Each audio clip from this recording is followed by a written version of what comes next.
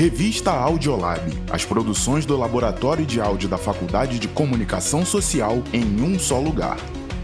Olá, eu sou Júlia Oliveira e a nossa revista Audiolab está no ar. Quem está comigo para trazer as reportagens variadas realizadas pelos alunos da comunicação da UERJ é a Stephanie Nunes. Tudo bem, Stephanie? Tudo ótimo, Júlia. Olá a todos que estão ligados com a gente. Hoje, a nossa revista traz uma reflexão sobre o futuro do streaming no Brasil e uma entrevista com uma jornalista que cobriu as enchentes no Rio Grande do Sul. Temos ainda uma reportagem sobre a marca Pina, que traz uma estética de periferia para a moda. E na nossa contagem regressiva para as Olimpíadas de Paris, apresentamos um mini Hércules sobre o breaking que estreia na competição. Algumas coberturas jornalísticas podem ser mais difíceis para os profissionais por diversos fatores. No último mês, acompanhamos o trabalho árduo de repórteres e cinegrafistas que cobriram a tragédia decorrente das enchentes que afetou quase todos os municípios no Rio Grande do Sul. Nosso repórter Johnny Chavão conversou com jornalistas da CNN Brasil, Isadora Aires, que contou as dificuldades, como lidar com as vítimas e as fake news que surgiram sobre essa tragédia.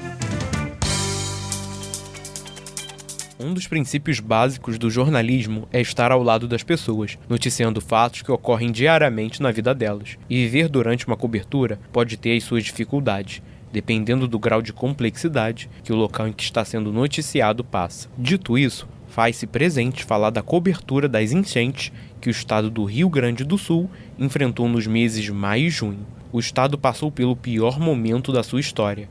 Ao todo, as enchentes causaram mais de 170 mortes até o momento, pois ainda tem outros mais de 34 desaparecidos pelo evento climático. Para ter uma noção, o estado teve 476 dos 497 municípios atingidos, e mais de 600 mil pessoas estão desalojadas de seus lares. E a situação foi tão hostil que até mesmo para noticiar qualquer coisa no solo gaúcho foi muito difícil, pois cidades inteiras ficaram devastadas ou ilhadas pelas águas dos rios que encheram para além da sua capacidade. Neste sentido, conversei com a jornalista e repórter da CNN Brasil, Isadora Aires, que conta um pouco sobre o viver tão perto daquilo que está noticiando ao público. Então, tá sendo uma experiência muito difícil e bastante conflitante, né? Essa situação, assim, de estar vivendo tão de perto o que eu tô reportando também. Se não me engano, acho que isso nunca tinha acontecido. Claro, na pandemia a gente também passou por isso, né? Como repórteres no geral, mas agora, por conta das possibilidades que a gente tem agora, que a gente não tinha na pandemia, me sinto muito mais próxima das coisas que estão acontecendo, da dor humana, né? Do sofrimento, assim mesmo. A jornalista ainda fala sobre a importância de manter o respeito com as pessoas que podem ser entrevistadas e que tudo tem um limite, o da humanidade, com as vítimas que vivem uma tragédia dessa magnitude. Não deixar de esquecer que são pessoas e que estão vivendo muito possivelmente o pior momento das suas vidas. Então, tudo é muito traumático, né? E eu acredito muito que o jornalismo tem que estar na situação, né, nas situações, para ajudar e não fazer com que a situação seja ainda mais traumática. Então, acho que vai muito assim de respeitar o momento. Todas as pessoas que eu me aproximei, eu sempre pedi desculpa e falava pra pessoa que podia falar o que quisesse e respeitava também em caso de negativa. Enfim, acho que a gente tem que tem um limite, assim, né? É importante a gente dar rosto e é o que eu sempre explico para os meus entrevistados, né? Para pessoas com quem eu falo, que é importante a gente humanizar, até para as pessoas entenderem, né,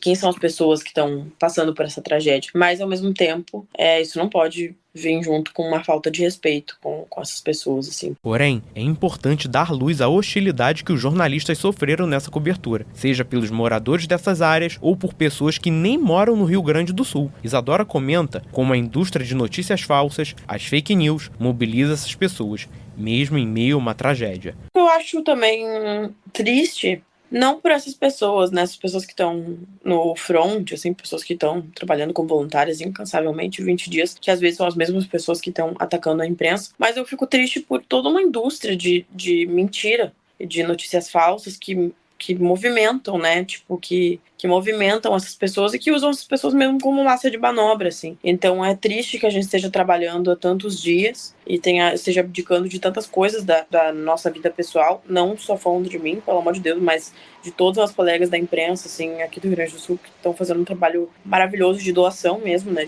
De doação. Acho triste que pessoas mal intencionadas que eu não consigo nem entender direito o que ganham com algumas coisas, inflem, né, a situação com mentiras e a partir disso, essas outras pessoas que estão já muito vulneráveis acham que atacar a gente é a saída, né, o que a gente seria, de alguma forma, gente imprensa, né, culpado por alguma situação. A jornalista acredita que a melhor forma de lidar com as fake news é trabalhando, para que a informação correta chegue às pessoas. Também destaca a importância de um bom uso das suas redes sociais, como meio de noticiar o que realmente acontecia em alguns lugares de Porto Alegre, cidade em que vive. Eu acho que fazendo o nosso trabalho, assim, não tem um além disso, assim.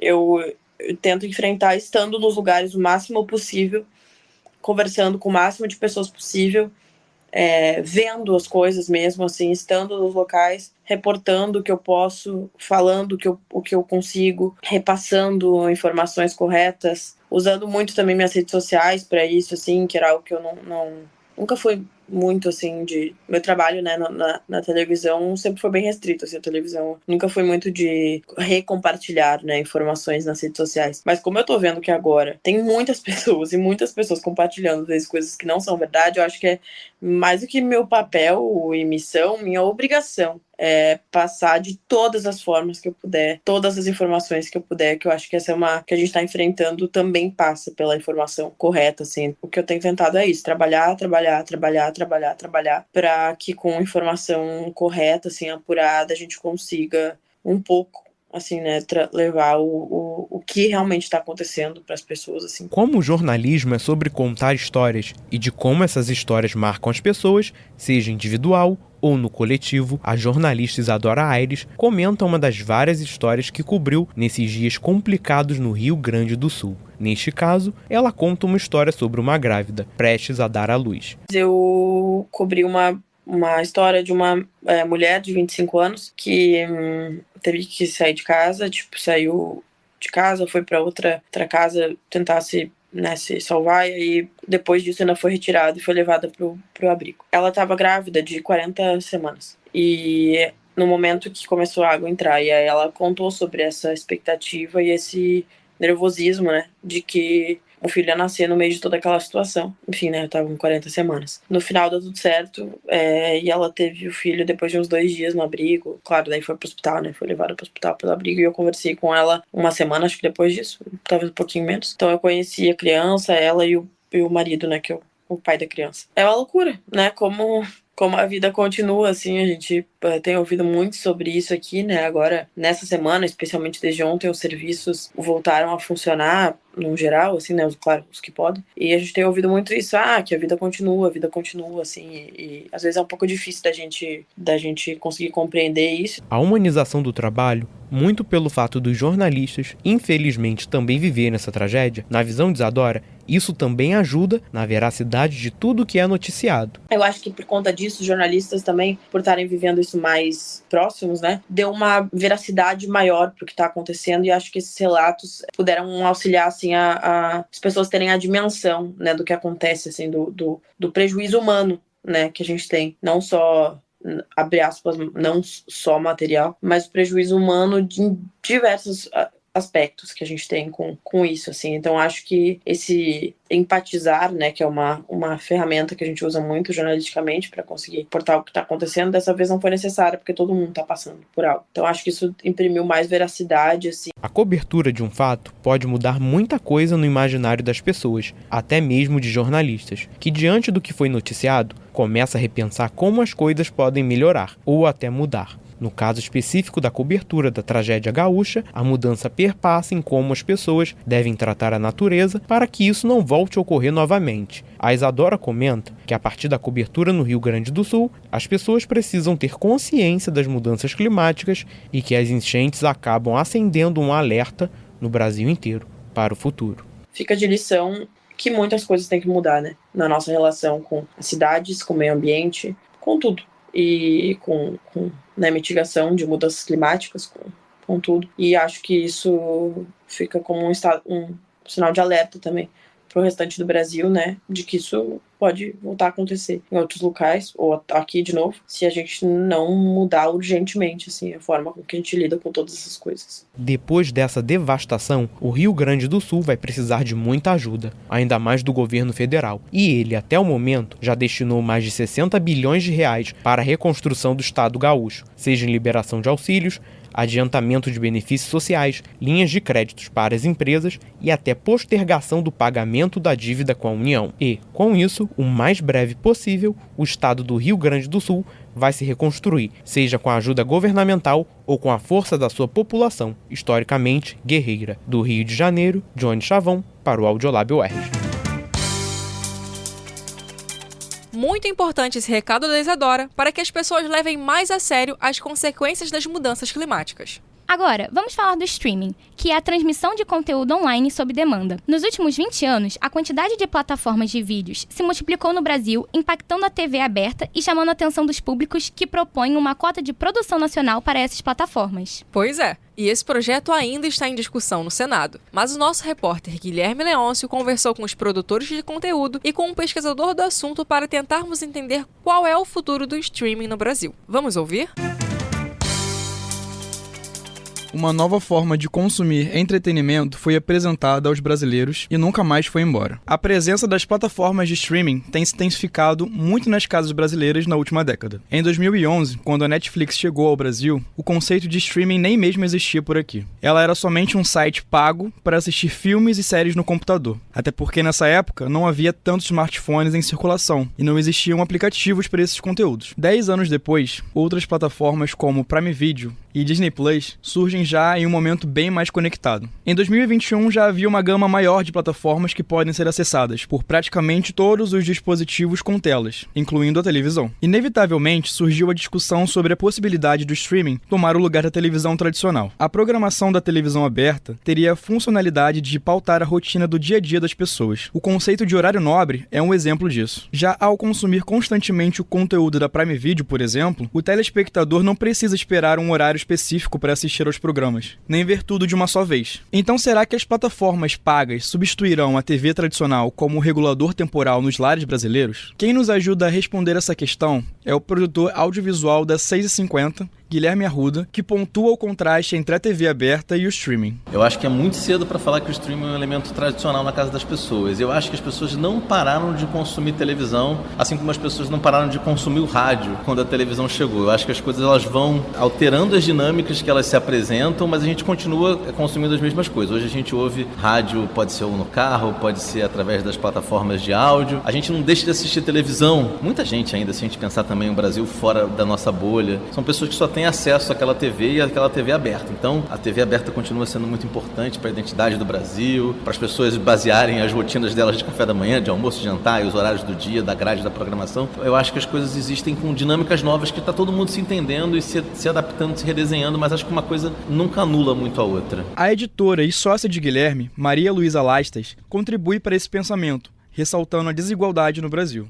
Concordo com o Guilherme, eu acho que a TV aberta ela tem um peso muito grande, principalmente que a gente ainda tem uma população que não tem acesso a uma internet de qualidade, de velocidade, tem muito acesso que é só pelo celular, acesso restrito, vai ter acesso ao WhatsApp, ao conteúdo ali, mas não vai ter acesso a uma banda larga que vai consumir. Talvez as classes médias, mas eu não acho que isso seja um retrato do Brasil, não sei nem se ainda. As emissoras de televisão sentiram a concorrência e resolveram investir em suas próprias plataformas para distribuir conteúdos sob demanda. Mas será que a ambição por trás disso não acabou gerando somente um depósito de produções antigas? Pioneira do Grupo Globo, desde 2015, a Globoplay aproveita grande parte do catálogo para requentar velhas produções de seus canais de TV. Mas cada vez mais também tem investido na distribuição de produções originais e exclusivas, em parceria com grupos internacionais e estúdios brasileiros independentes, com filmes, séries e até novelas. E toda essa efervescência no audiovisual atraiu a atenção dos senadores e deputados em Brasília. A Comissão de Assuntos Econômicos do Senado aprovou em abril deste ano um projeto que regulamenta regulamenta os serviços de oferta de vídeo sob demanda, aquele transmitido por plataformas de streaming. Entre outras medidas, a iniciativa prevê uma cota para produções nacionais dentro do catálogo dessas plataformas. O projeto, no momento, está na Câmara dos Deputados, mas não há data para votação. O projeto aprovado no Senado determina que, em até 8 anos, 10% do catálogo das plataformas seja composto por produções nacionais, sendo original ou por aquisição de direitos. Os produtores audiovisuais e sócios, Guilherme e Maria Luísa, comentam sobre as perspectivas desse projeto a longo prazo. Eu acho que esse é um movimento muito importante para o mercado audiovisual brasileiro. A partir do momento que você exige uma cota, você está estimulando a economia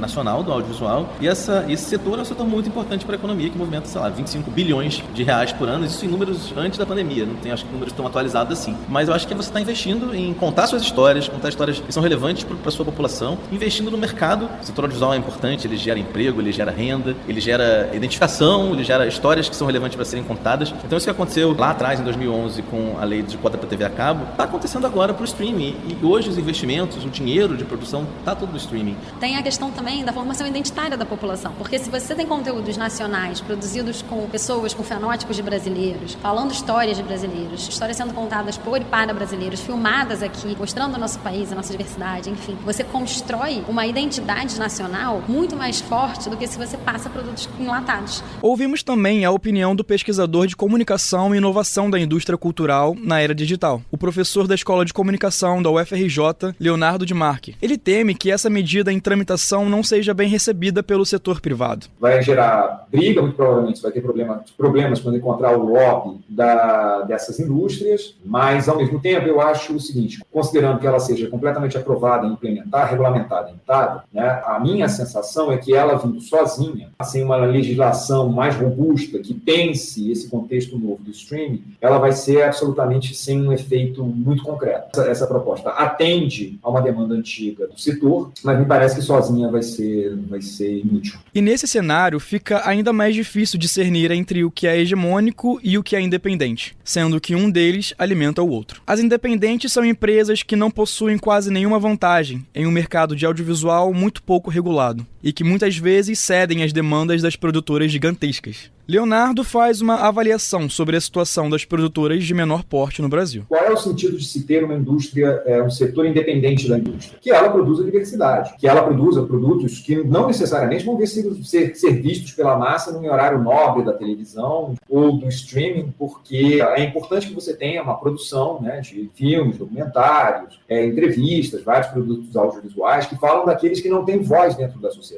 Então, isso é fundamental, por exemplo, para a agenda feminista, para a agenda LGBTQIA+, para a agenda dos povos originários e assim sucessivamente, né? O intuito do projeto é de promover a diversidade e a valorização do produto audiovisual do país. Mas essa medida é o que esse segmento precisa no momento ou a demanda seria outra? O que preocupa a muitos na área é a qualidade das produções. Há um receio de que, por serem cobrados a produzir tantos conteúdos nacionais, as plataformas acabem não prezando pela essência brasileira durante o processo, correndo o risco de um filme ou série nacional não dialogar com o próprio público. Mas a produtora Maria Luísa acredita que existem diversas maneiras de se fazer conteúdo brasileiro. Eu nem acho que a indústria deve ficar presa nisso não, e falar só sobre temáticas nacionais. A gente pode fazer um filme que não tenha necessariamente uma estética brasileira, uma narrativa tenha essa obrigatoriedade. Mas só o fato, é isso, de ser produzido aqui, profissionais daqui, com a nossa língua, com a nossa roupa. Isso são pequenos elementos que estão ali, é a nossa direção de arte. São pequenas coisinhas que vão estar ali na estética e às vezes até numa linguagem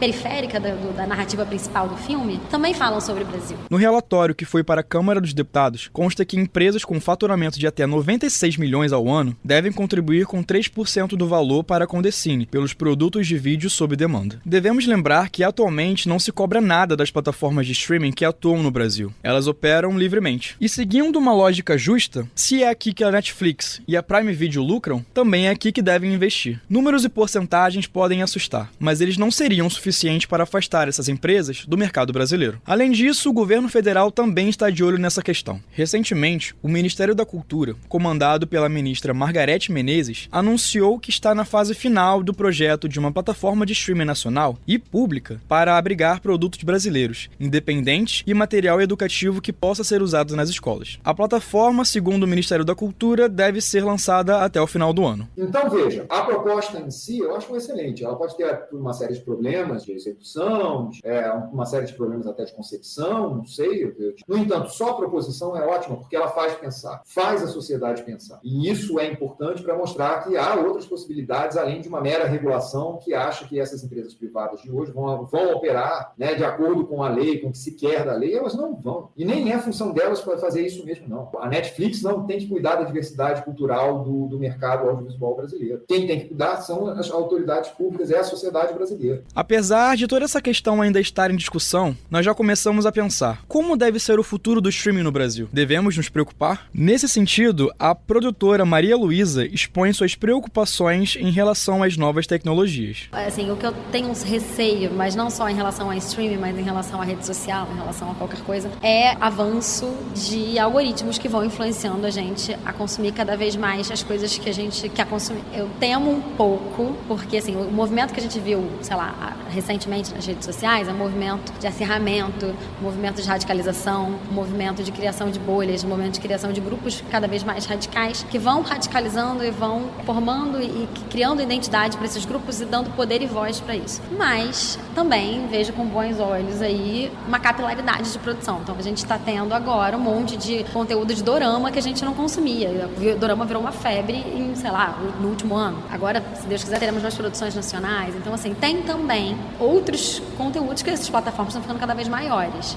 Já o pesquisador Leonardo de Marque, apesar de preocupado com o futuro do streaming no Brasil, propõe uma visão otimista e responsável. Se nós tivermos uma discussão clara com a sociedade, com o mercado, né, com os agentes da indústria, sobretudo a indústria nacional independente, e a proposição de políticas públicas que fortaleçam uma indústria nacional, não só no nível da produção dos produtos audiovisuais, dos produtores independentes, mas também no nível da distribuição desses produtos, aí eu acho que nós teremos um streaming mais forte, mais fortalecido, e o Brasil tendo uma economia da cultura de ponta no mundo inteiro. E quanto mais o país fortalece a sua indústria nacional, mais essas empresas ficam interessadas em investir aqui. Elas vão investir no Brasil, gastando mais dinheiro e dando mais dinheiro de forma qualificada aos trabalhadores da cultura, aos consumidores brasileiros e assim sucessivamente. Sejam quais forem as novas diretrizes do streaming no Brasil, a garantia é de que as plataformas cresçam ainda mais em inovação e personalização de serviços. E o diferencial será a vontade política das entidades públicas diante das futuras tecnologias. Do Rio de Janeiro, Guilherme Leôncio para o Audiolab UERJ.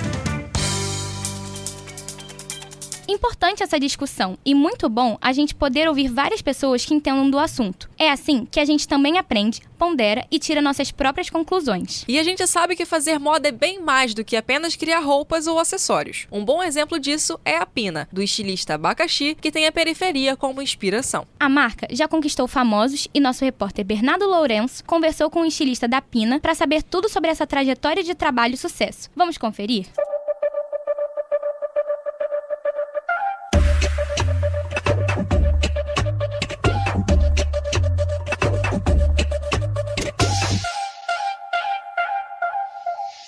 Estética de cria. Essas 3 palavras descrevem bem o estilo da marca Pina, criada pelo estilista carioca Geanderson Martins, o Abacaxi, de 24 anos. Cria da Vila Kennedy, do coração da zona oeste do Rio de Janeiro, o jovem traz nas suas coleções o visual da periferia para a periferia. Roupas curtas, biquínis e shortinhos compõem o colorido e caloroso acervo da Pina. No ano de 2022, a cantora Anitta usou uma das peças em sua festa de aniversário. E da noite para o dia, a marca ganhou mais de 8 mil seguidores no Instagram. Os pedidos tiveram um acréscimo de 80% na demanda. Essa simples ação da Anitta conferiu uma visibilidade gigantesca para a marca Pina. O estilista Abacaxi nos contou sobre como lidou com tanta atenção que recebeu naquele momento. Sabe, eu acho que é o mínimo, que eu acho que já passou da hora. Muita gente vem lutando aí, batalhando fazendo para poder conseguir fazer que a nossa estética chegue, sabe? E olhares que a gente fala, não, calma, que isso é arte,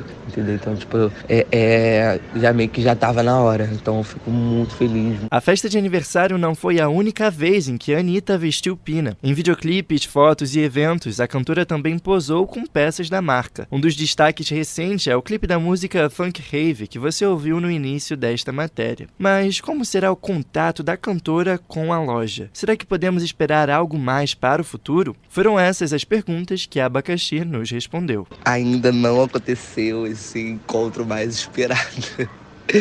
Por enquanto ainda só tenho contato com a galera da equipe, entendeu? Que inclusive eu amo de paixão. Daniel Ueda, nossa, gente, que equipe mara. Logicamente, entendeu? Sempre tem que esperar alguma coisa, tá vindo aí alguma coisinha, entendeu? Que a gente tem que ficar sempre ligadinho, sempre tem que estar ali aguardando, que sempre vem.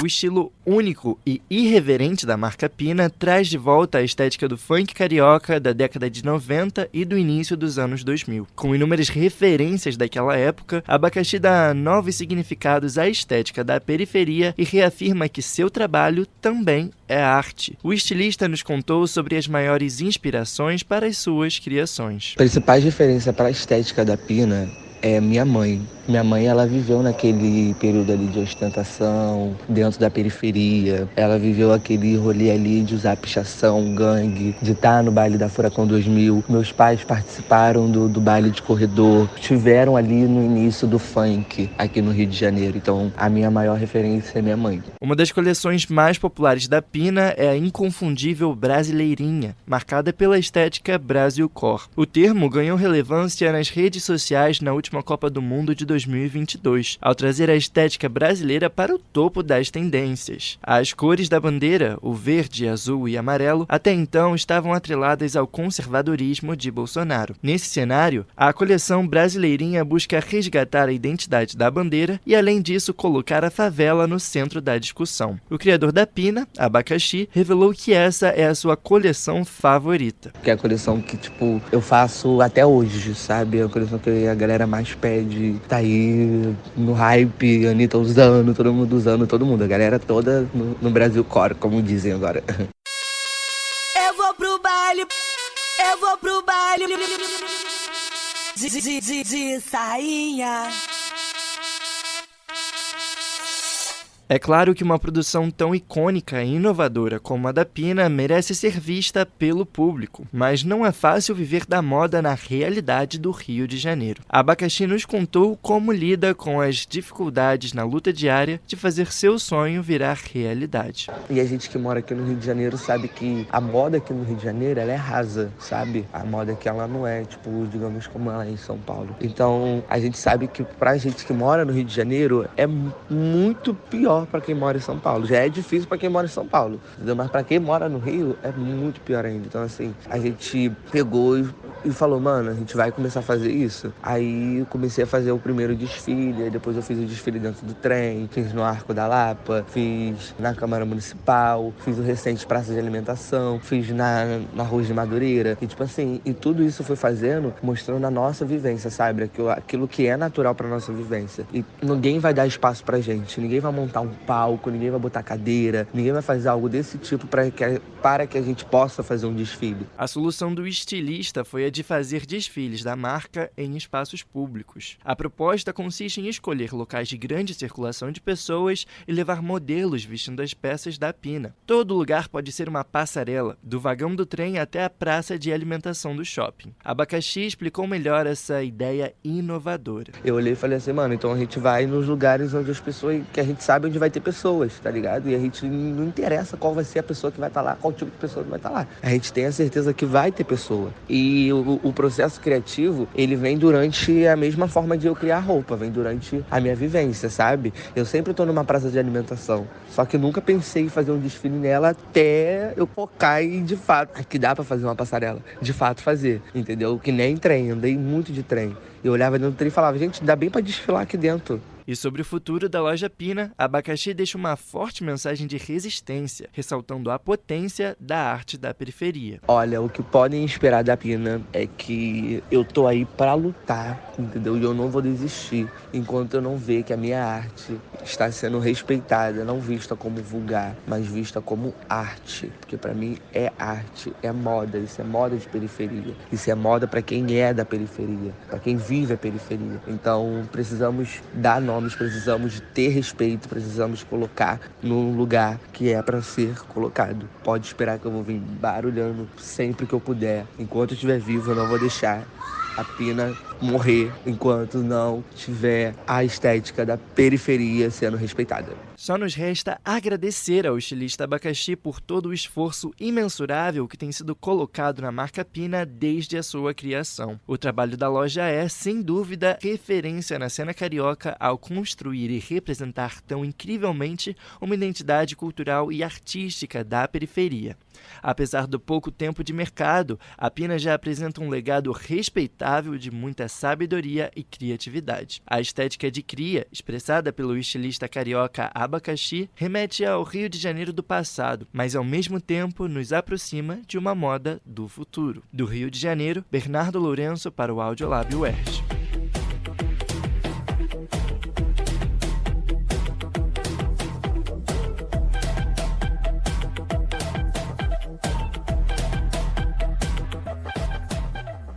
E na nossa contagem regressiva para a Olimpíada de Paris, que vai ter a cobertura aqui no Audiolab, estão exibindo os programas Mini Hércules, que a cada edição traz informações sobre um esporte que faz parte da competição. E hoje o breaking, o mais novo esporte olímpico, é o nosso tema. Quem conta tudo sobre a história dessa modalidade nas Olimpíadas é o nosso repórter MV. Fala rapaziada, aqui quem fala é o MV e eu venho com uma ótima novidade para vocês. Este é um Mini Hércules, uma versão compacta do podcast que trata sobre os esportes que compõem o panteão olímpico. E o esporte da vez é o breakdance. Originado nas ruas do bairro do Bronx, na cidade de Nova York, o break é tratado como um dos pilares da cultura do hip hop. Ele une a dança e a estética urbana com a capacidade atlética dos dançarinos para executarem movimentos acrobáticos. E este ano fará sua estreia nos Jogos Olímpicos de Paris. Contudo, esta não será a primeira vez que o break estará envolvido no âmbito olímpico. Sua estreia em eventos olímpicos foi em 2018, nos Jogos Olímpicos da Juventude em Buenos Aires. A escolha pela inclusão do break nas Olimpíadas passa por uma tentativa de atrair um público cada vez mais jovem para assistir o maior evento esportivo do mundo. Anteriormente, nos Jogos de 2020 em Tóquio, o mesmo foi tentado com o skate, que se mostrou um sucesso de audiência e engajamento. A disputa consiste em uma batalha entre dois breakers, que são os atletas, e um performa conforme a música e o ritmo definidos por um DJ, e na sequência seu adversário responde com outra performance. Enquanto a batalha é travada, 5 juízes avaliam os competidores a partir de 6 critérios: criatividade, personalidade, técnica, variedade, performance e musicalidade. Países como França, Japão, Bélgica, Holanda, China e o Cazaquistão chegam com nomes fortes para a disputa por medalhas nos Jogos de Paris. O Brasil, apesar de não ser um dos grandes favoritos pela disputa de medalhas, deve levar alguns nomes fortes para a competição. As B-Girls, Mini Japa e Toquinha e os B-Boys, Rato e Luan San são os principais destaques nacionais da modalidade e devem estar presentes em Paris. Esta foi mais uma dica do que assistir aqui na Escola de Narradores. Nos siga aqui nas redes sociais para acompanhar todo o conteúdo que vamos produzir ao longo deste ano olímpico. Lembrando a vocês que somos o Audiolab em Paris e o Audiolab é a UERJ em todo lugar. E o nosso programa está quase acabando, mas você pode entrar nas nossas redes e ficar por dentro de tudo que é feito no nosso laboratório de áudio. No Instagram, no Face, no YouTube, é só buscar o UERJ Audiolab. Se quiser mandar sua sugestão, deixar sua crítica ou sugerir uma matéria, manda um e-mail para uerjaudiolab@gmail.com. Obrigada pela companhia e até a próxima! A revista Audiolab é uma produção do Laboratório de Áudio da Faculdade de Comunicação Social da UERJ. Coordenação acadêmica, Felipe Mostaro. Coordenação de jornalismo, Gisele Sobral. E edição final, Marta Estumano.